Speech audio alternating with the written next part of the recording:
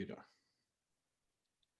All right. Well, Eric, thank you so much for being on the show. Really appreciate your time. And I know you're a busy man with your project, which we're going to get into now. But first and foremost, thanks for being here. Yeah, glad to be here, Daniel. Yeah, it's exciting to have you on the show. As I said just before we started recording, I feel like I know you because I've been following you for almost, I would say at least 2 years. And I can't remember exactly why or how I found your Instagram, but it's been very inspiring to watch your journey and your project that you've done, the Books of Titans project, which we'll get into in a minute. But before we do that, I'd love to hear just a little bit of your background, who you are as a person and what kind of work you do and that kind of thing, just so we can get a bit of context. Sure. Yeah, well, as you can see with the violins in the background, I'm a musician. And so that's kind of the first thing I did in my life. I started instruments when I was young. And for college, I studied business, and I just wanted to be able to travel. And I thought business would offer the best opportunity to travel. Yep. After that, just some things happened to where I started doing website development.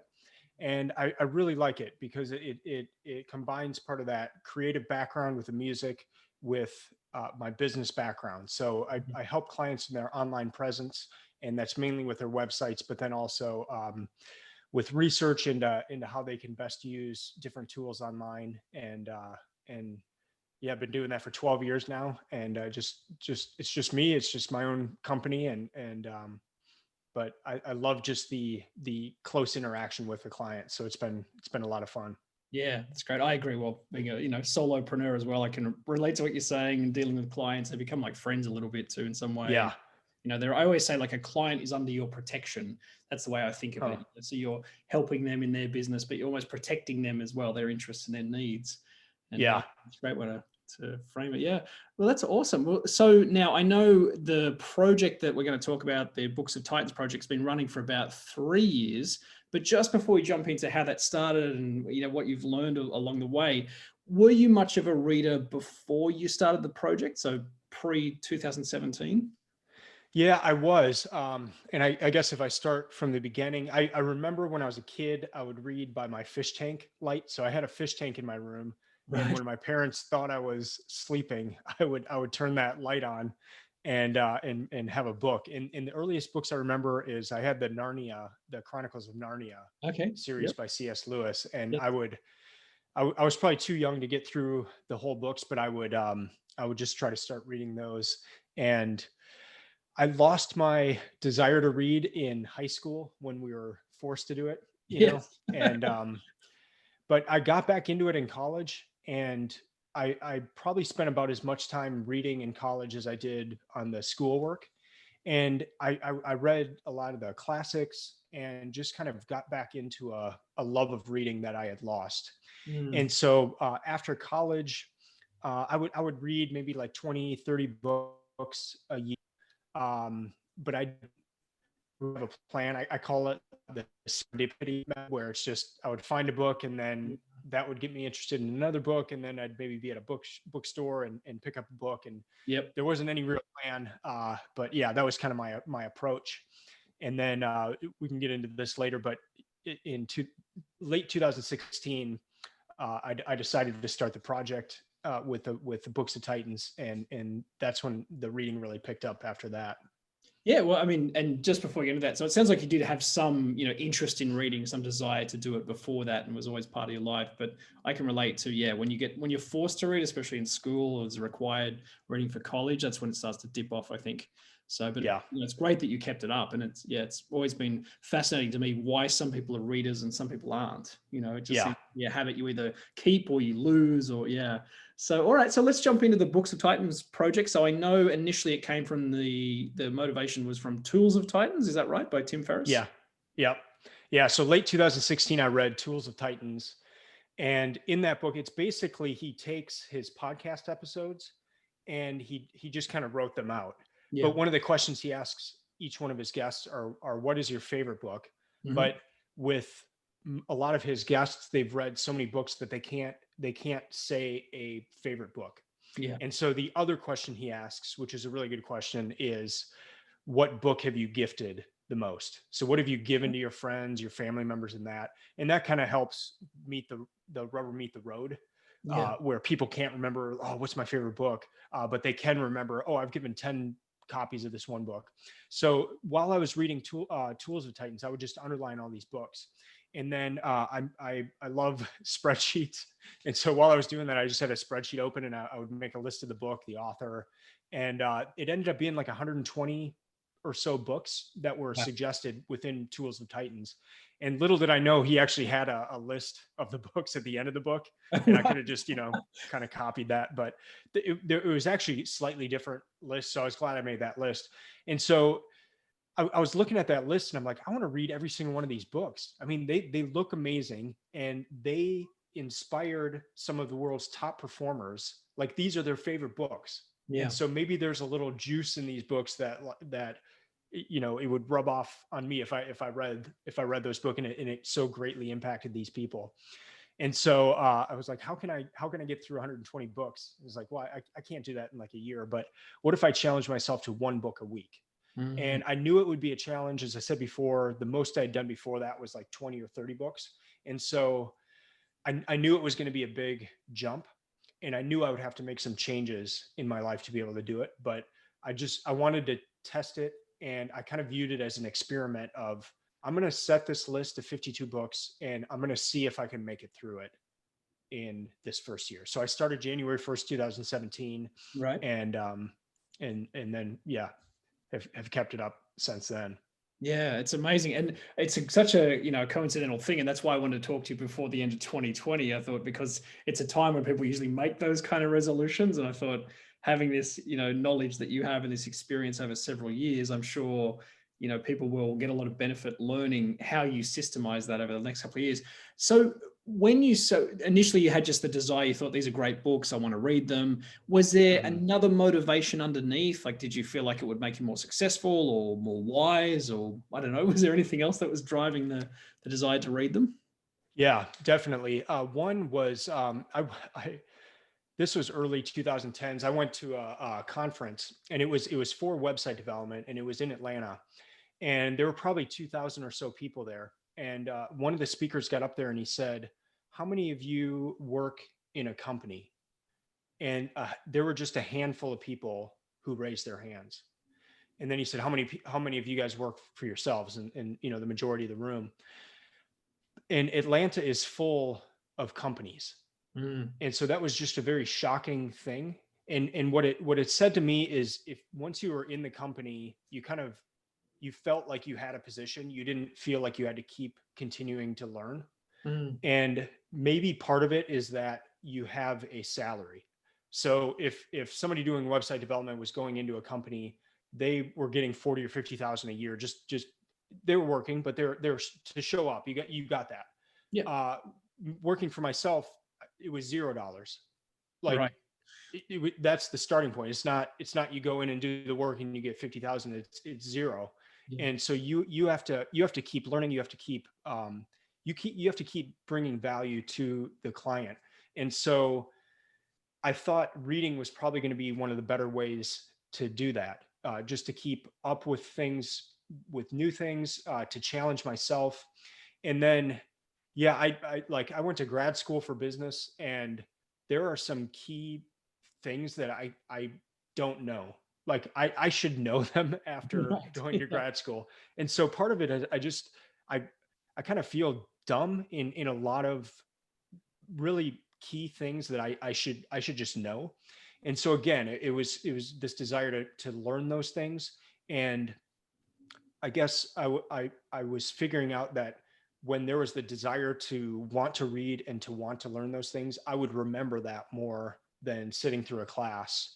yeah, And then I guess the other side of it is just being able to apply the knowledge right away. So I would try to find books that were related to my work, and so I could start implementing that right away with my next client or something like that.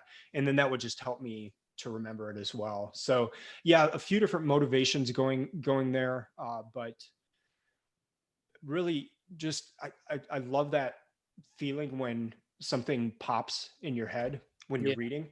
And it's a good enough feeling to where I want it more and more. And so that's you get that a lot when you're reading, and so I just love that. Yeah, 100%. I almost get like an addictive feeling when I get into a book now, where I start Yeah. to love it so much I can't put it down. Yeah. Yeah, and Yeah. I'll, especially at night, I'll think, only one more chapter, then you got to go to sleep. Like Yeah. your own parent or something. I don't know. Yeah.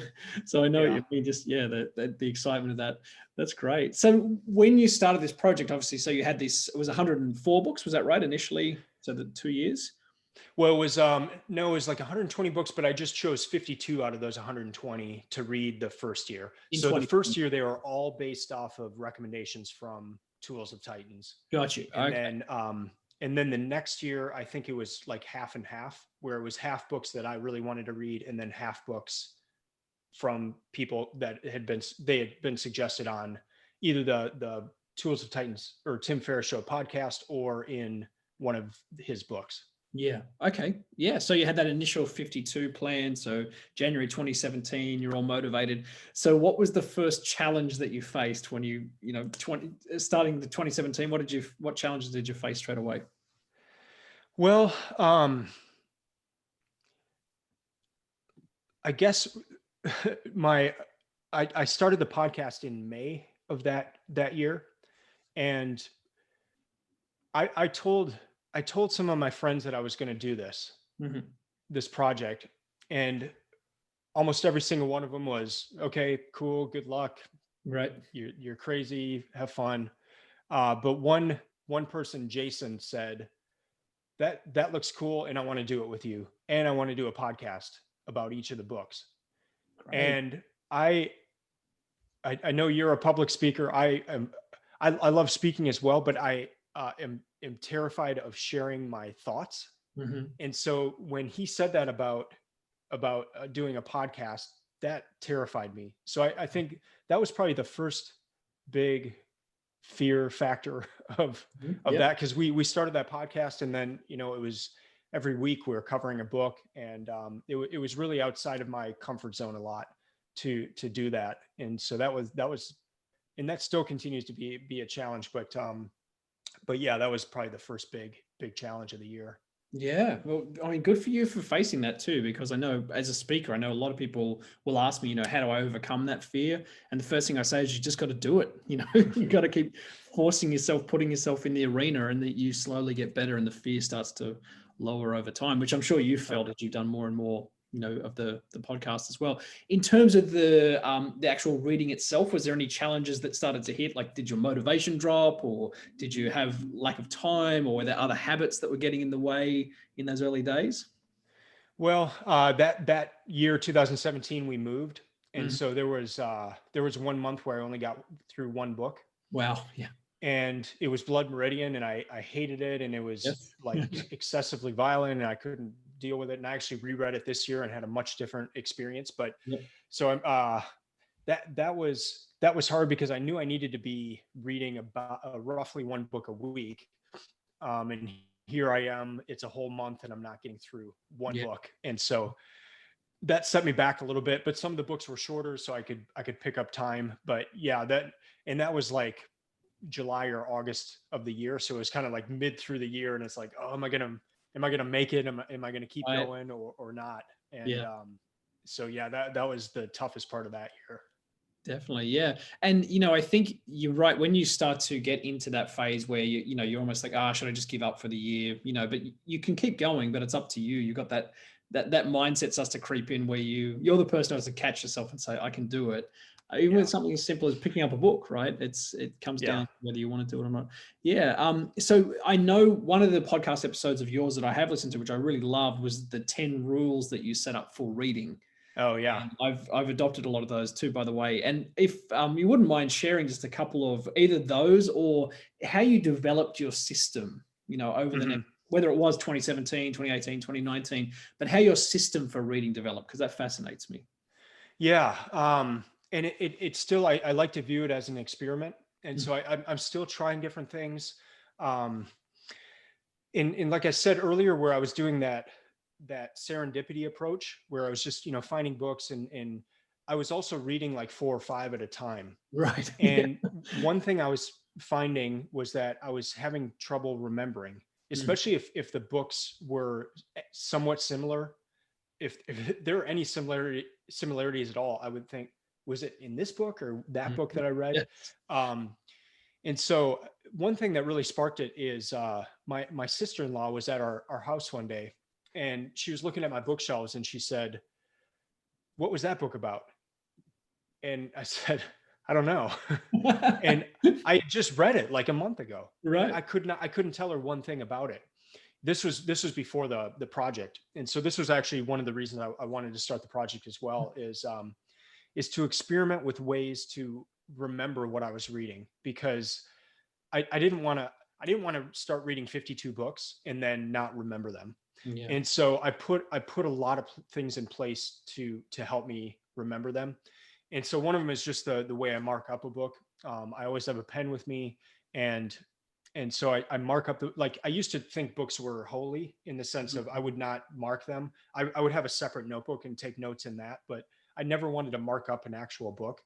And so for this project, that was one of my things, is I got rid of that fear of marking up a book, and Yep. now I write in them, I underline them, I'll write questions in the side, I'll argue with the author, like, taking the book and really viewing it as more of a notebook in a way. Yes. And to where, like, in the back page of the book, and I try to get hardcover copies for this reason, is I put like the most important thing. So I can take any book off my shelf and just open it up to that back section, and see the most important things. Mm. As for rules, the one that's probably been the most beneficial is just to always carry a book. Yeah. I love that Uh, idea. Yeah. I mean, I've got two kids, and so sometimes we will go to the store, and my wife will go into the store, and I'll be in the car with one of the kids who fell asleep. And if I didn't have a book, I would just have my phone and, Yes. be scrolling. But just having the book in the car with me, or having the book at an appointment and I'm waiting for the appointment, 5-10 minutes, like, all that adds up. Mm. And so that's one of the, I guess, the things that I just never even thought about doing, but it's something really simple that can have a big impact. The Yeah. other ones where I just needed to find things that were taking time, that were not, I guess, leading to the person that I wanted to become. Mhm. And so there's a lot of great shows on TV. There's a lot of great educational shows. I love movies. To me, one of the greatest, just peaceful things you can do is go to a movie. Mhm. But it was not getting me to where I wanted to be. So I decided I had to give up TV, and more just like not always having it on, because it just adds to all this noise going on in your Yes. head. So it's just kind of different things like that, and experiments, and testing things and seeing what worked and what didn't. And then just having that plan in place of, like, I want to get through 52 books this year, and knowing that if I didn't get through this book right now, and now I read just one at a time. So if I don't get through that book, I can't continue to the next book. Yeah. So it kind of helps just move everything along, because I want to keep getting to the next book. And so, yeah, just a lot of trial and error, and experimentation. Absolutely. One of the things that I love that you do, especially on Instagram, I always notice is that you'll say, page 113 of 452, and I have to read 52 pages a day, or, whatever your numbers are. Yeah. But it's very metrics based. And so it just gives you a little bit of a roadmap rather than saying, oh, I got to finish this book this week. Like it's almost like a school project. You can measure, okay, today I read 10 pages, today I read 15, whatever. But you Yeah. see the metric process, which I think is it's a brilliant strategy just to do that. Well, and that's a really, I'm glad you brought that up, because that's a key part of this. And part of the reason I share every day is it's kind of like the Jocko Willink, where he shows a picture of his watch every morning. Yes, I've seen that. Yeah. Um, I like to do that with a book, just to show that it is a daily habit.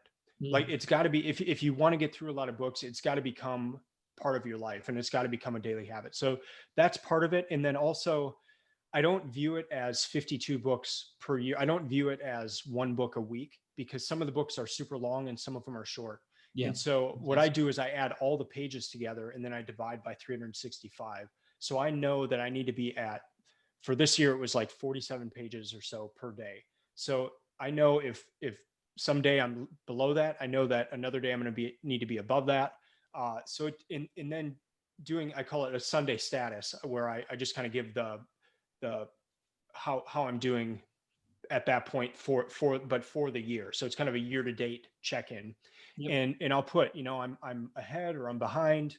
And this year I'm very behind, but it just kind of helps keep me focused. And then there's a lot of power in just sharing it, like sharing, this is what I want to do this year. I want to read these books. And so it almost becomes an accountability part as well. Yeah, absolutely. Well, and on the flip side, just so you know, as a viewer of that, as a consumer of, that, I think it motivates me to keep going as well. So I don't know if you know that, but it has a kick-on effect to the people who, you share it with, where I think, got to get back on track. If I Yeah. get busy with work or TV or whatever, else I'm distracting myself with, I think, okay, Eric's doing it, I got to do it too. So, That's cool. yeah, that's great. And I love on your website too, on the booksoftitan.com, you've got the currently reading, next up. So it's almost like it's like a TV show. This is what's on now, this is what's coming next. You've done that with books, which I think is brilliant. Oh, So cool. yeah, great stuff. And by the way, just a plug for you too, if you haven't checked out booksoftitans.com, it's well worth checking out, because there's a lot of info there, all the links to the podcast, and so that's well worth your time to do that if you're a reading fanatic or aficionado, if I can say that word right. So what do you think would be the biggest sacrifice that you've had to make? I mean, you were just saying that, you love movies and things like that. Is there anything you've had to sacrifice or give up to hit your reading goal? Sleep. And that kind of came to a head recently, to where I realized that giving up sleep is not a wise thing to do Yeah, either. sure. And so, yeah, it's always a balancing act. Work has been really crazy this year, and to where what I try to do is I try to work during the day and then have early mornings and late evenings when my family's sleeping to be my reading time. Mm. But I've had to be working at late at night sometimes, and so that's kind of bled into my usual reading time. And so there's the balance of that. And in that 10 rules episode that you listened to, the one rule was family first. Yes. And I'd say that's probably been the biggest struggle. I try to read when they're sleeping, but what I've realized lately is that my mind, even when I'm with them, my mind will be, oh, I'm in the book I'm reading, or I'm going to be reading once they're sleeping. Yeah. And I think that's been probably one of the biggest struggles, is just being able to separate things to where I'm present when I'm with my family. Yeah. Yeah, that's a great insight, because I think, you sort of reminded me of like the sort of cliched picture of the dad watching the football game and ignoring his kids or something. Mhm. You're almost doing it like mentally with a book. I gotta get Yeah. back into this book, right? But yeah, it's very easy to do. But yeah, that idea of family first. You know what the ultimate priority is, and of course your business, because you run your own company. It all depends on you. So those things, I'm sure, have to come first before you can work on your project. But yeah, Mhm. it makes sense. Yeah, and that's a good point, I think, too, because whenever someone has something in their life that they want to devote time and energy to, it's never the only thing, unless you're a Yeah. monk or something and you Yeah. live in isolation in a cave. I don't know, you're going to have to deal with real life alongside whatever it is you want to achieve. So yeah, I think Yeah. that's a good point. And I love what you said there about sleep too. That's something I've really dedicated myself to, particularly the last couple of months, is getting Mhm. really good sleep. And it's made a huge impact in my life. I don't know if you've noticed that. If you get good sleep, it helps you to remember more and Yeah. focus more. Yeah.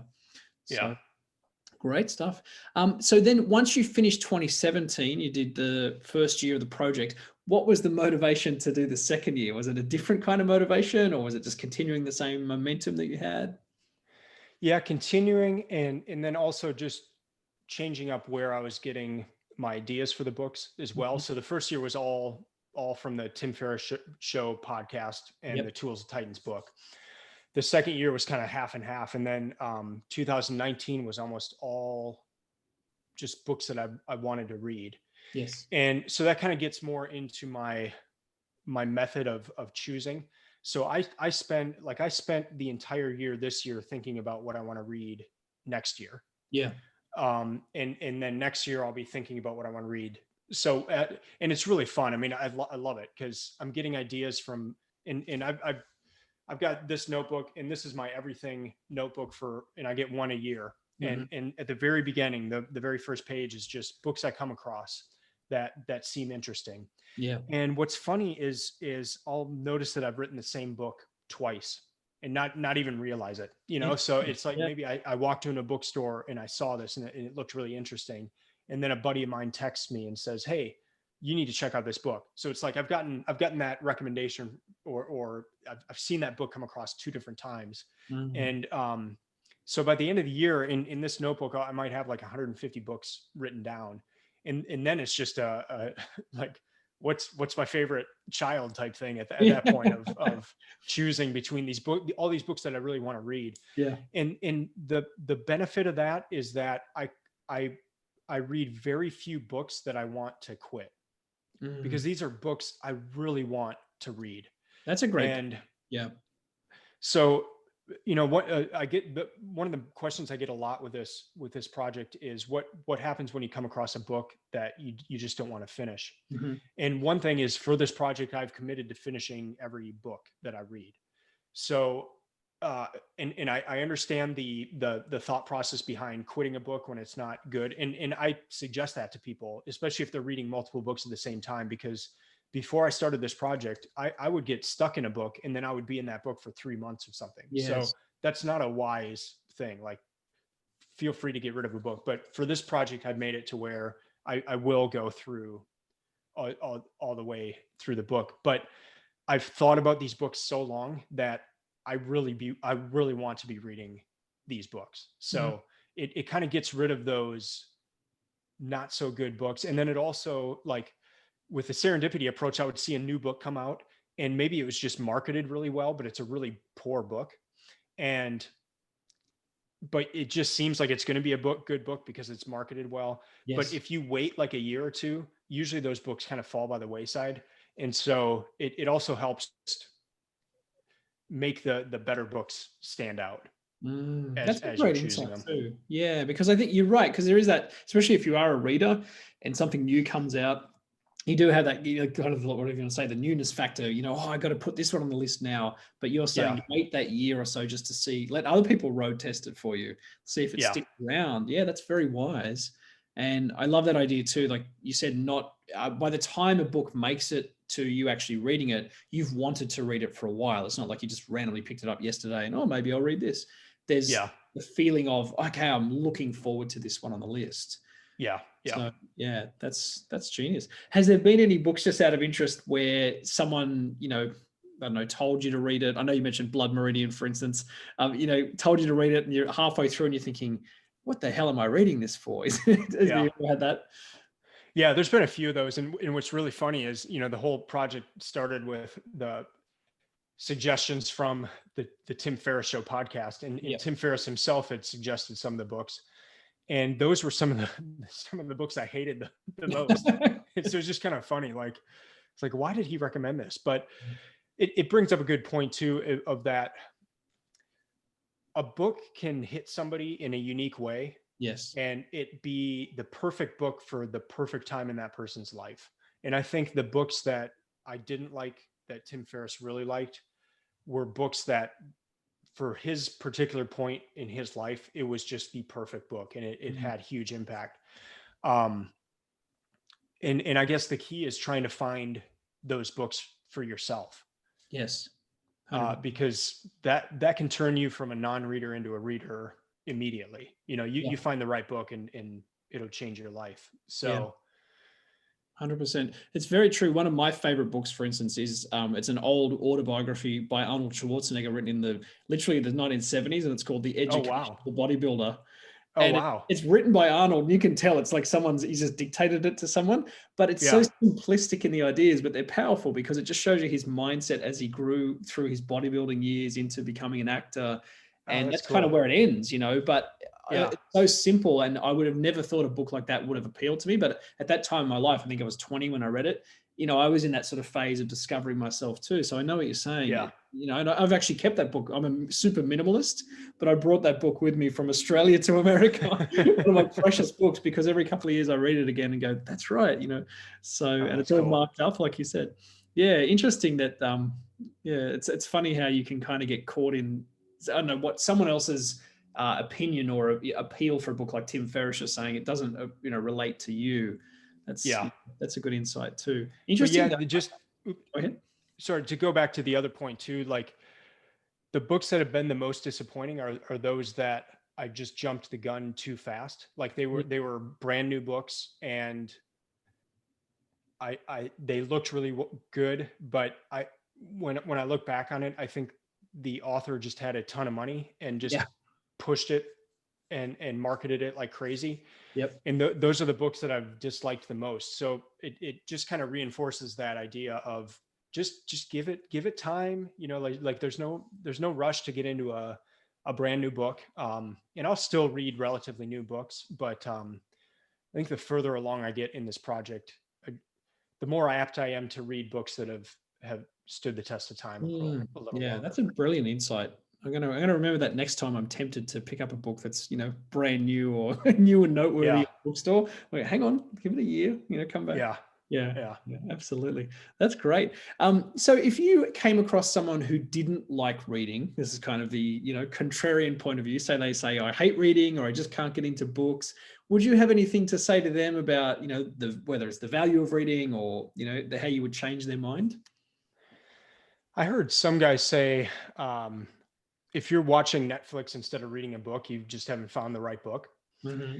And I think there's a lot of truth to that. To that person who doesn't like reading,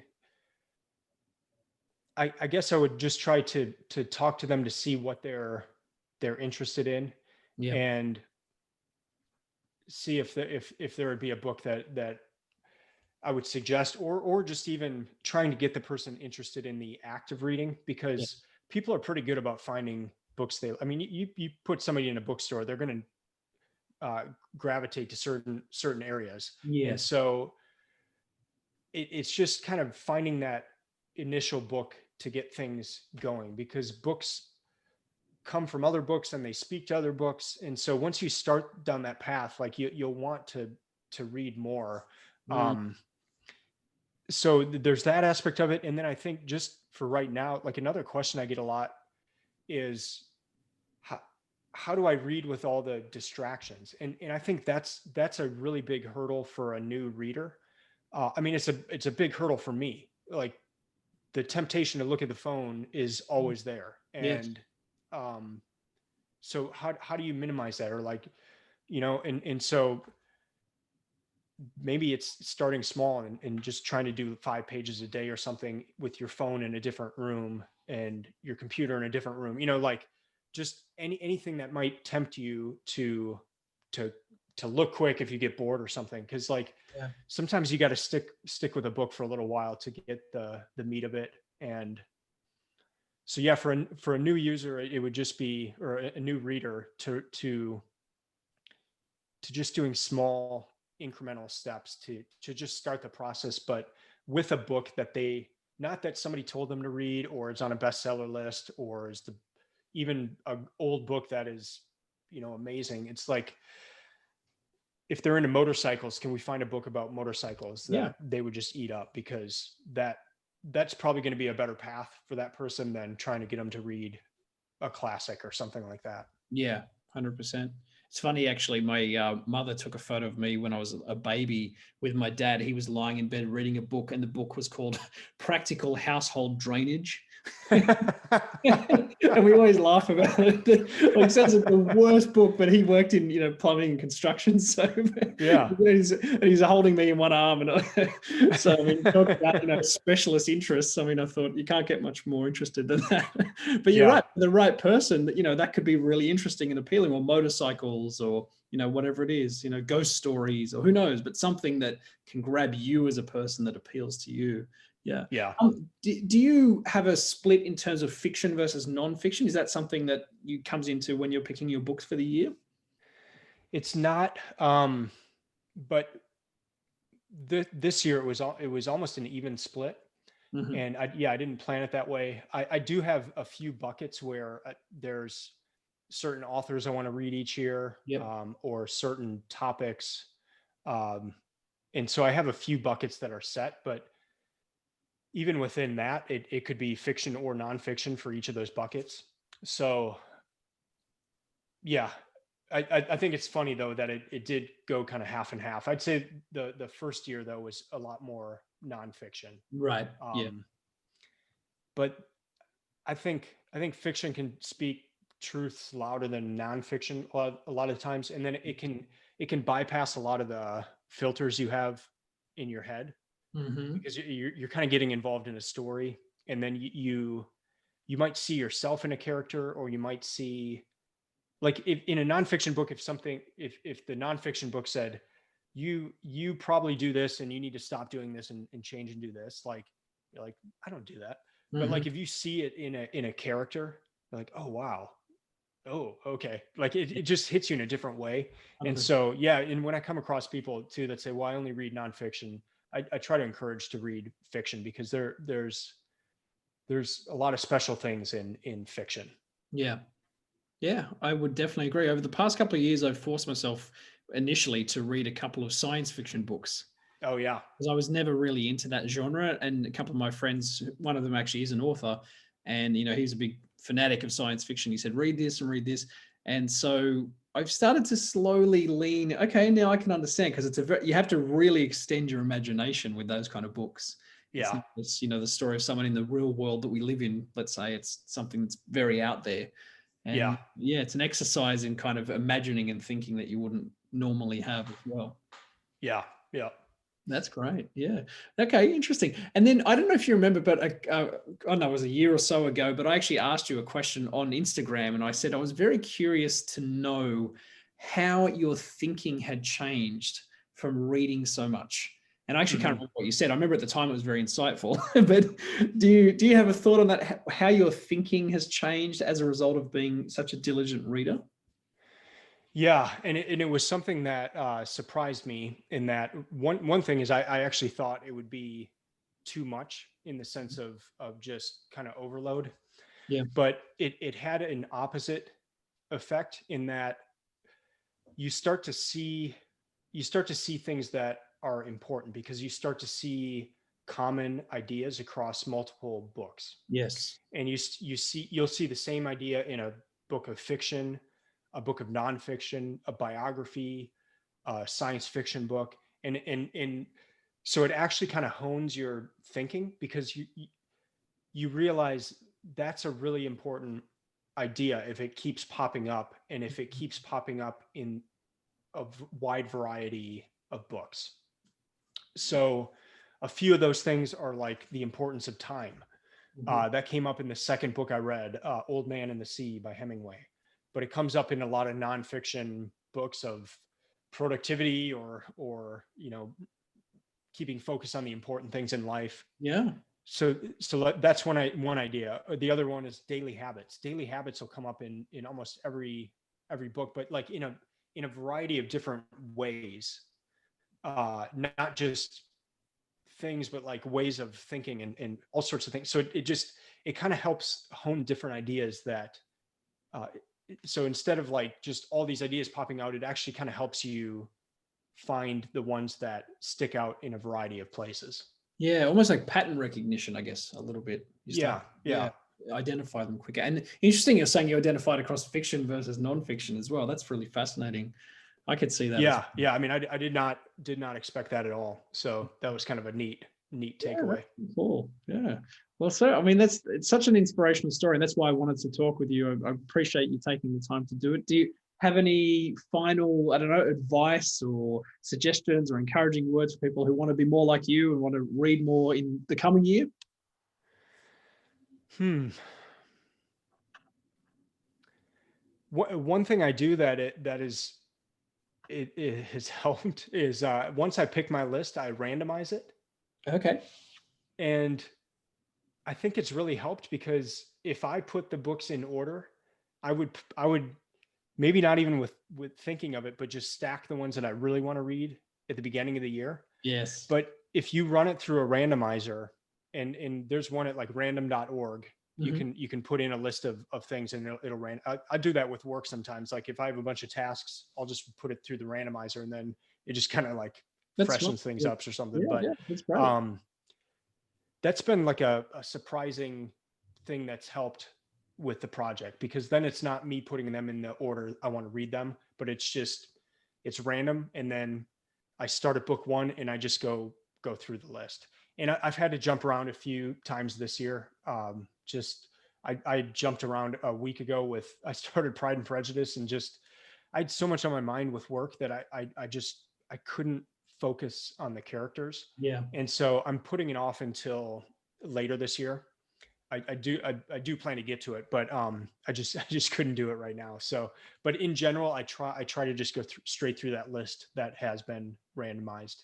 Yeah. And I don't know, it's just if you're going to start something like this, just don't get angry at yourself if you don't get just think of it as an experiment. Like you're constantly experimenting to see Yes. how you can read more, how you can get more out of your books. Like I don't want to blow through a bunch of books and not remember anything. So I, I I'd rather not make it through all the books and really spend some deep time in some of them than try to hit a magic number of books or something. Yeah. That's a So great point. just always treat it as an experiment and a way to keep learning on what works best for you, because something may work well for me and not work for you at all. And something may work well for you and not for me. So That's great. Yeah, I love that. And I love the idea that it's, your own journey. It's not necessarily about, yeah, like you said, you don't have to hit 52 in 52 weeks. No one's gonna, I don't know if it happens for you, but I'm sure, confetti doesn't pop out when you finish the last book or whatever. It's just on to the next one. But the journey, I guess, is the reward, right? That what you're yeah, learning and the enjoyment and getting into it. And, even what was interesting to me was how you had read, Cormac McCarthy's book 3 years ago, hated it, and then really, had a different perspective the second time, so even yeah, that can happen with it, more time and experience. So yeah. yeah.